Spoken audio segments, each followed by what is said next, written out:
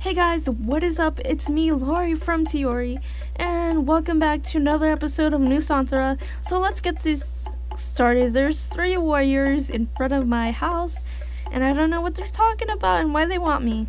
Of course, I'm sure Sir Yuta told me himself that the traveler is residing in Chef Sukuma's house. She better be beautiful enough for all this trouble. Oh, I'm sure she is. I heard some woman complaining about this traveler catching Sir Mitra's eyes. Wow, really? Yes. I heard she has a pair of beautiful amethyst eyes. I don't even know how to say that. And her sapphire hair that glows in the dark. Can you imagine it? Doesn't that make you curious? Yes. Yes, Sir Mitra. Warriors, may I inquire why you are not on your post? We are sorry, sir.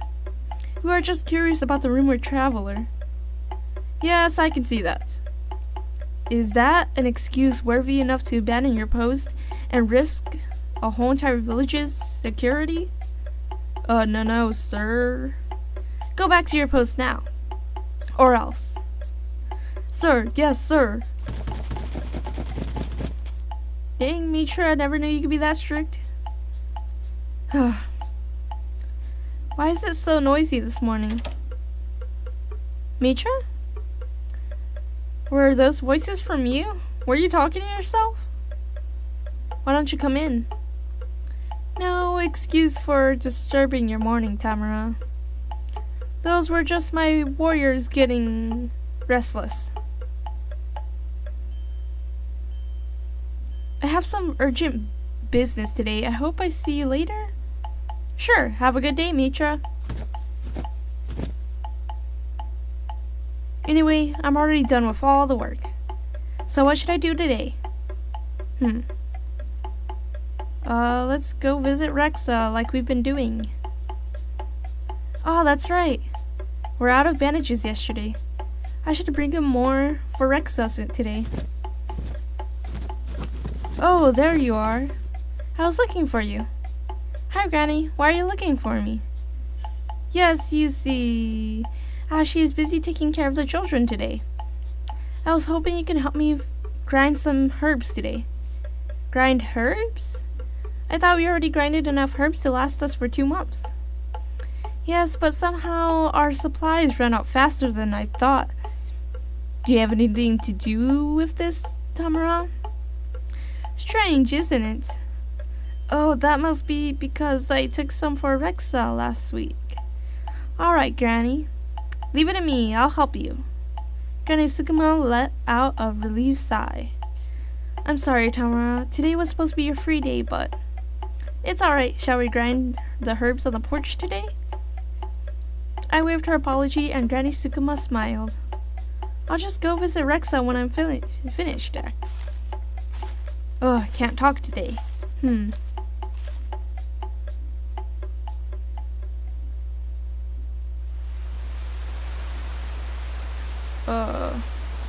couldn't believe this. The rain just came out of nowhere. It was bright. And when I was about to finish grinding too. Oh my, have we brought all our laundry in? Yeah, I think Ashley brought them in this morning before she left. I see. I'm sorry that you can't go outside today, Tamara.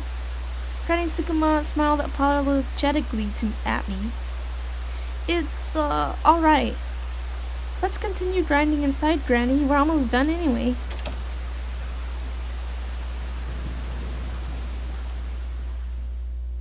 By the time the rain stopped, it was already night. But I was determined to visit Rexa today, no matter what, so I snuck out in the middle of the night. Oh, we're like a teenager sneaking out of our house. Yeah. Yes, finally here. Ah, my skirt is a bit wet, but oh well. Rexa? Rexa growled, but I frowned as soon as I noticed the black cough around his injured feet. Rexa, did you tear your pants to bandage yourself? I'm sorry, I was planning to visit you today, but it rained. Here, I brought some new bandages. Let me change it. Don't bother. Didn't ask for your help. Something was off. Rexa seemed angrier than usual, and I don't know why. I thought I managed to crack his walls, but here he went and bared his fangs at me. Did I do something wrong unconsciously? Rexa? What's wrong? I've had enough. Just tell me what is your real motive and get over with. I was stunned. Really? All this time, all this disgust or distrust, growl, and glare was just because he still suspected my motives?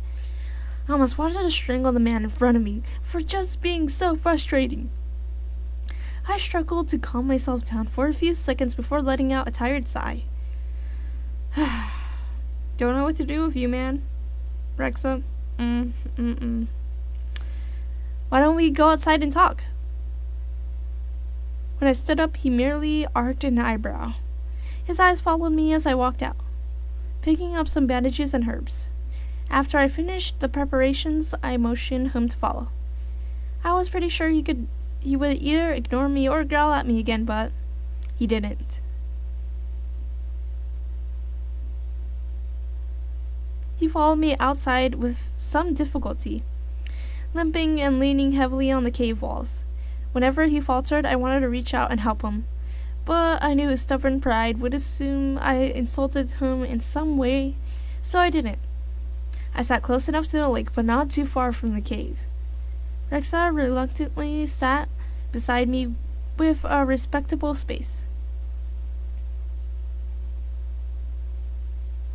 The sky was clear after it rained, and the stars decorated the sky with glimmering diamonds.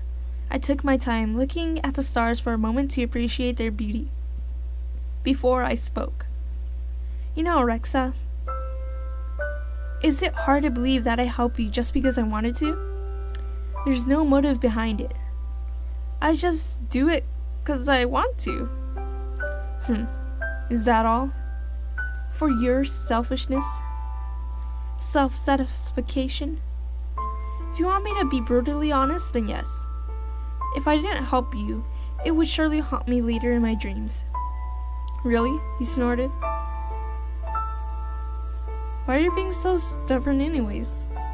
My dad said in times of need, it's not bad that we need to depend on other people.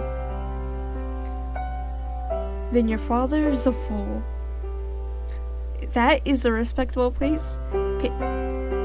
Place apart? Yeah, different. You guys look really close, Tamara. No one is trustworthy. If my father is a fool, then I am too. This fool is also the one who saved your life, mind you. What? Are you afraid of me choking you to death in your sleep or poisoning you? Look at me. I wiggled my fingers at him mockingly before I snorted. Or did you think I will fatten you first before I eat you? Cue quirked eyebrows and slightly widened eyes. Wait, seriously? If I tried that, you would kill me before I know it. Besides, I do not do that, okay? Ew, just ew. When the atmosphere lightened, I inched closer to Rexa to try and change his bandages again. He growled, so I paused for a few moments until he calmed down, or maybe slapped my hand away again. When he didn't, I proceeded. It might be hard for you since you're a warrior, and you have your pride, but isn't it easier for you to accept other people's kindness rather than suspecting them? Once again, not everyone is your enemy, Rexa. Sure, some people are bad, but there are others who are nice too. Because I was so used to it, I finished changing his bandages in no time. Like you? Yeah, like me. Got a problem with that? I ignored his condescending tone and grinned at him cheekily. I suppose getting help from a fool is not bad. For now. Why you? We glared at each other for a few seconds before I huffed and turned to look at the stars again. Aw, this is so cute. He seemed to relax a little, but I could feel his wary glance once in a while. I didn't let his not-so-subtle observing bother me. Instead, I focused on his slow-paced breathing, the stars, and relaxed, simply enjoying the view and his company. Without any reason, I suddenly found myself breathing on the same rhythm as him. He is so rude, but I hope I got my point across this time. Wow, the stars here are really beautiful. I spent some time looking at the stars before going back to the cave of Rexa.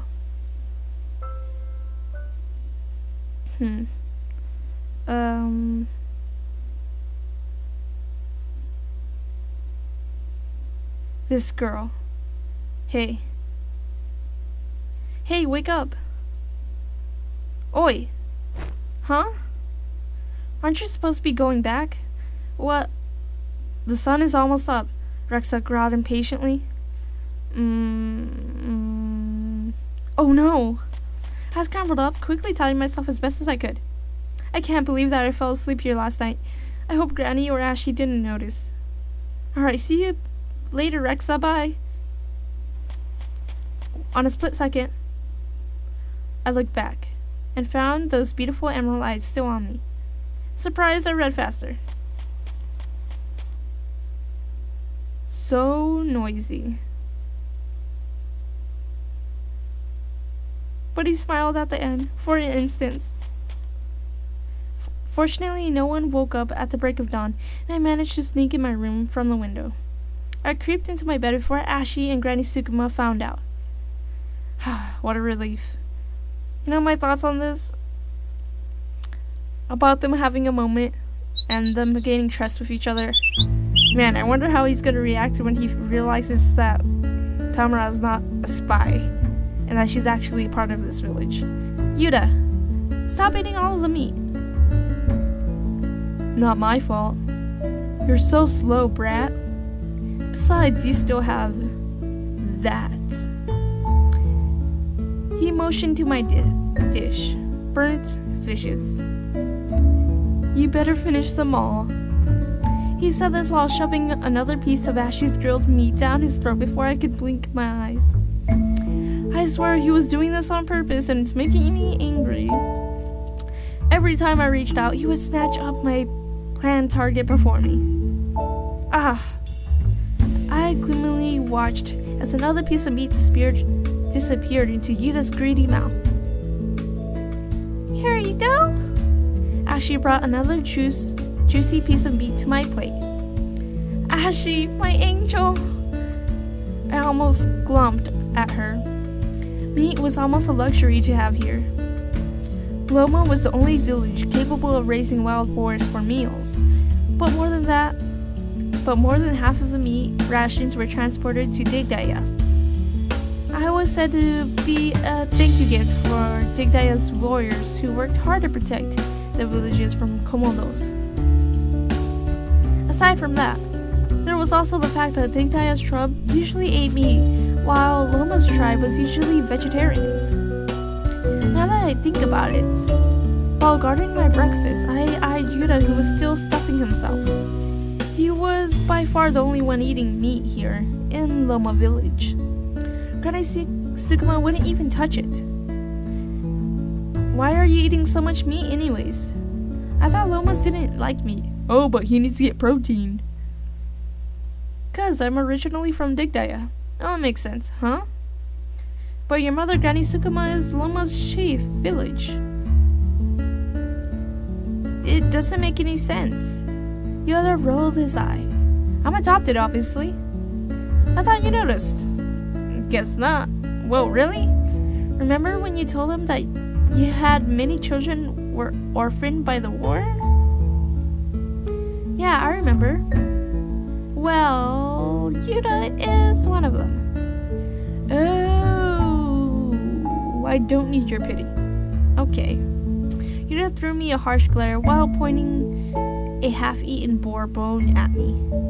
Of course not.